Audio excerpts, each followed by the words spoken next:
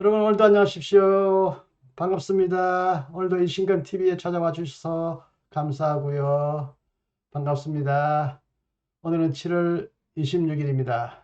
3시가 되니까 날씨가 아주 무더워졌는데요. 이런 무더위 속에서도 제 방송은 계속 갑니다. 여러분도 함께 동행해 주시기를 바랍니다. 갑니다. 기대해 주십시오.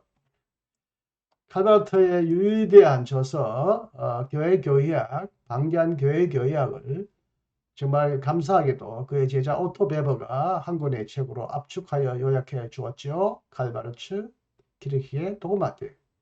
오래전에 김광식 박사님께서 아주 정성스럽게 정말 잘 번역해 주셔서 우리가 잘 읽어보았는데 아쉽게도 이 책이 절판되었어요. 그래서 제가 전부는 아니고 아주 중요한 부분만을 다시 제 번역으로 여러분에게 소개해 드리면서 전체 내용을 소개하는 순서입니다. 오늘은 20번째입니다. 오토베이브의 책 91쪽부터 97쪽이고요. 여러분에게는 이런 독일어 서적이 없으시니까 이 페이지가 무의미하시겠죠. 칼부트의 교회교약은 3권의 1, 그의 창조론인데요. 첫 번째 순서에 이어서 오늘 두 번째 창조 활동입니다.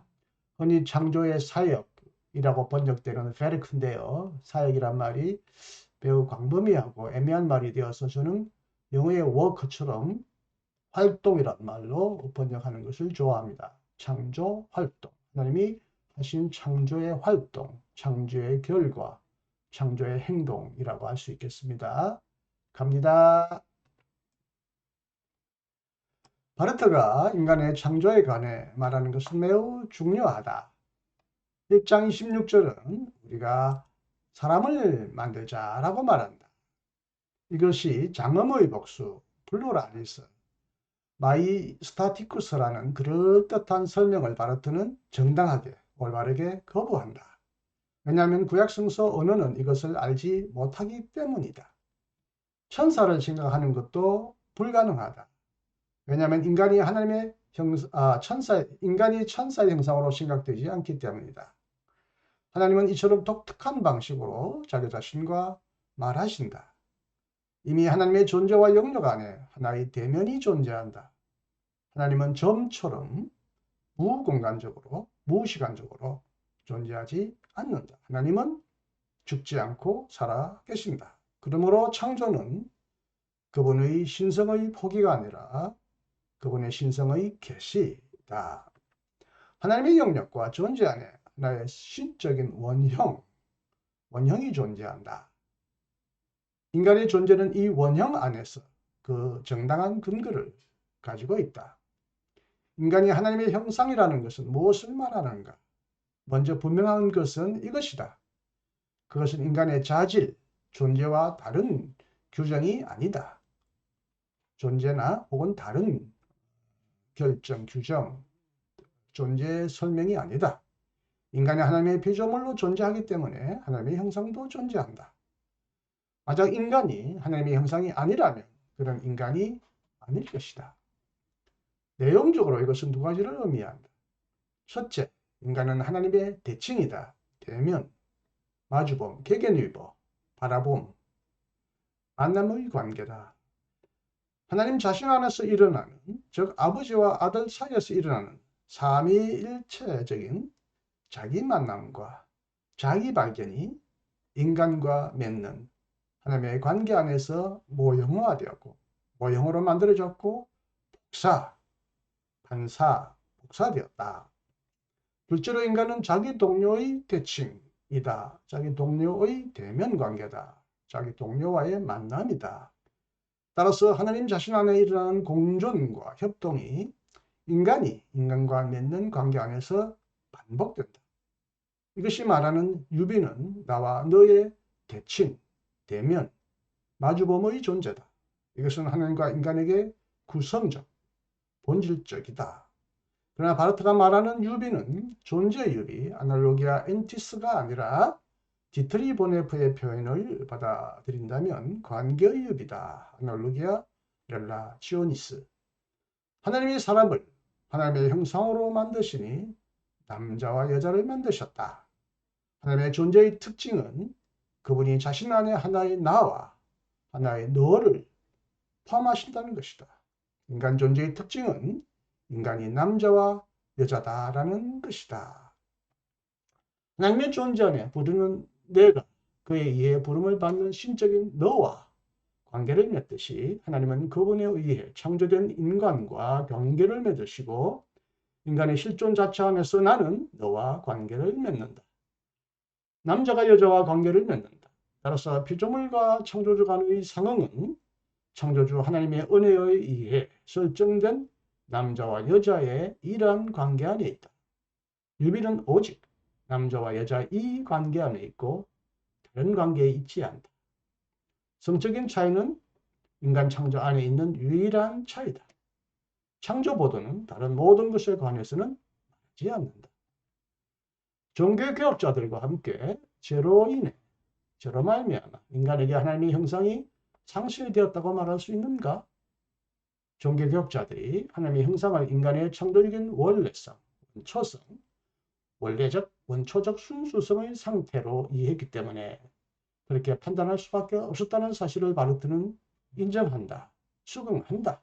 그러나 이런 이해는 성서 보도에서 아무런 근거도 없다. 하나님의 형상의 본질은 오직 관계 유비에 있기 때문에 하나님의 형상이 상실되었다고 말할 수 없다. 타락을 통해 하나님이 보좌에서 쫓겨나신 것은 아니다. 만약 하나님의 형상 속에 존재의 유비가 들어있다면 오직 성수의 진리를 완전히 왜곡하면서 그 나머지, 형상의 나머지가 존재할 것이라고 생각할 수 있다. 그러나 하나님의 형상이 관계의 유비에 있다면 그것은 하나님의 활동과 선물이기를 멈추지 않는다. 그래서 하나님의 형상은 결코 인간의 소유물이 될 수 없다. 인간이 하나님의 본질에 따라 만들어졌다는 것은 결코 인간 아니나 인간에게 존재하는 하나의 속성이 아니라 인간으로 하여금 자기 자신을 벗어나 앞을 향해 가도록 지시한다. 그러나 하나님의 형상은 어디에 있는가? 원래적, 모방적 관계는 참으로 어디서 실현되는가? 바르트는 바울과 같이 말한다. 예수 그리스도 안에서다. 고린도전서 11장 7절에 따르면 참으로 하나님의 형상과 영광인 한 남자가 있고 이 남자와 나란히 남자의 영광인 한 여자가 있다. 바로 이로부터 그리스도와 교회의 하나됨이 남자와 여자가 혼인 안에서 함께 존재한다는 사실을 보여주는 비밀로서 우리에게 드러난다. 교회와 함께 예수 그리스도는 하나님의 형상이다. 이 그리스도론적 동일화는 동시에 교회론적 동일화이고 교회와의 관계 안에서 심지어 인간학적 동일화이기도 하다. 이처럼 바르트는 말하자면 뒤로부터 예수 그리스도로부터 그와 함께 원래적 근거로부터 하나님의 형상을 이해했다. 하나님의 형상의 본질은 약속으로 변한다. 이처럼 바르트는 인간에게 설정된 목표의 빛 안에서 타락한 인간과 세계관에 확신 있게 말할 수 있었다. 두 번째 창조보도는 안으로부터 일어난 창조 역사다. 하나님의 계약이 모든 개별적 설명이 바라보는 목표이고 바로 그래서 그 내적인 원천이라면 두 번째 보도에 근거해서는 거꾸로 주장할 수 있다.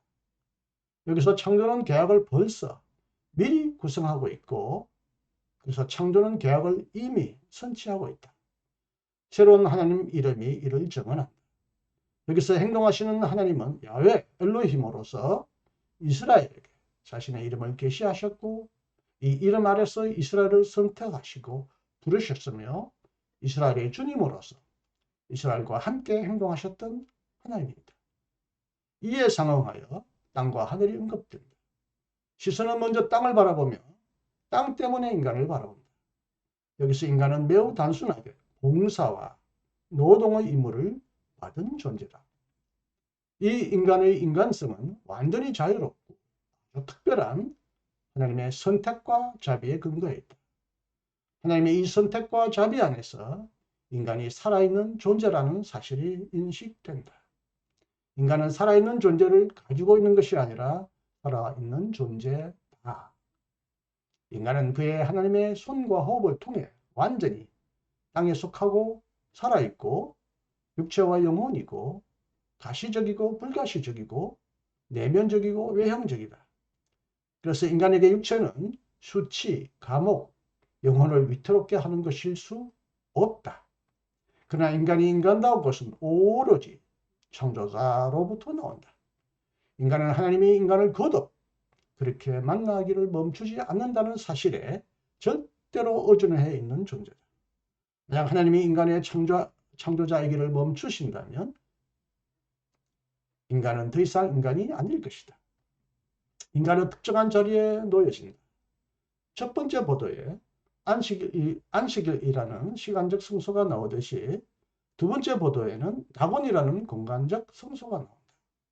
이 성소의 중앙에는 지성소, 즉 두 개의 나무가 있다. 두 그루의 나무가 있다. 생명나무는 인간에게 우선 창세기 3장 22절 이전에는 인간에게 거부되지 않았다. 그러나 이상하게도 인간은 그것을 붙잡으려고 하지 않으며 실제로 타락 후에도 그렇게 하지 않는다. 인간은 아무리 깊이 타락했다 하더라도 인간은 그의 타락 속에 머물러 있지 않으며 여전히 미래에 구원받을 수 있는 대상으로 머물러 있다. 따라서 생명나무는 고향의 표시였다. 죽음을 향해 돌진한 인간에게도 생명의 약속은 존재한다. 그러나 다른 나무는 하나님이 주신 현실성의 표시가 아니라 하나님이 인간에게 유보하시고 지적하신 가능성의 표시다. 하나님은 그 나무로서 피조물을 엄청 높이실 가능성을 인간에게 친히 보여주신다. 왜냐하면 선악에 관한 지식, 구분할 수 있으면 존재하는 것과 존재해서는 안 되는 것, 긍정과 부정, 구원과 멸망, 생명과 죽음 사이에서 심판자가 되는 것은 하나님과 같은 자가 되는 것, 스스로 피조물의 창조자와 주님이 된다는 것을 의미하기 때문이다.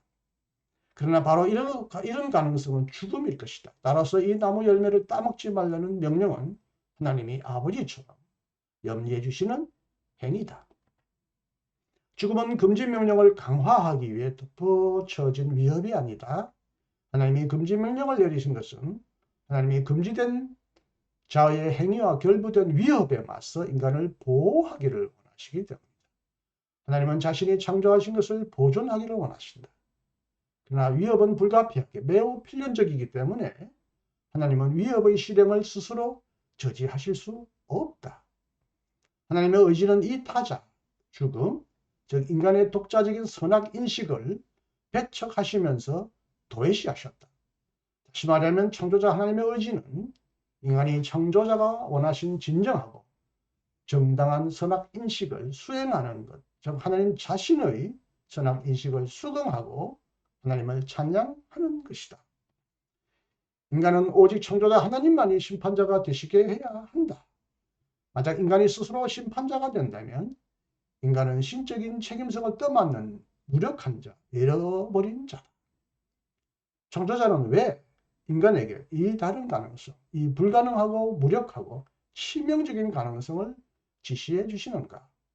인간에게 자유를 주시기 위해서다. 인간이 자신의 자유 속에서 하나님의 심판 직무를 인정하고 하나님에 대한 순종 속에서 의식적으로 살아가야 한다는 것은 하나님의 명령으로 주어진 것이지 물리적으로 필연적으로 주어진 것이 아니다.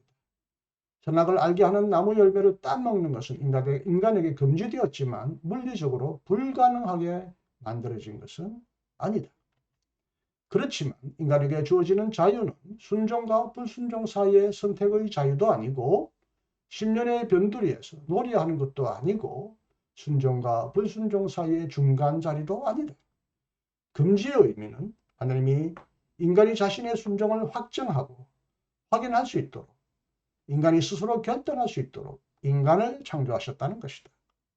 순종은 인간 자신의 결정 안에서 사건이 되어야 한다. 일어나야 한다. 순종을 위한 자유는 인간 창조와 함께 설정된 하나님과 인간 사이의 사귐의 표지다. 두 번째 창조보도의 정점은 남자에게 여자가 배필로 주어짐으로써 인간 창조를 완성하는 것이다. 하나님은 나와 너, 남자와 여자만이 아니라 상호관계 그 자체도 창조하셨다. 오늘도 칼바르트의 교육개혁을 평정해 주셔서 감사합니다. 또도 계속합니다. 다음 시간도 기대해 주시고 함께 만나기를 저도 기다리겠습니다. 오늘도 안녕하십시오. 감사합니다. 이신근이었습니다.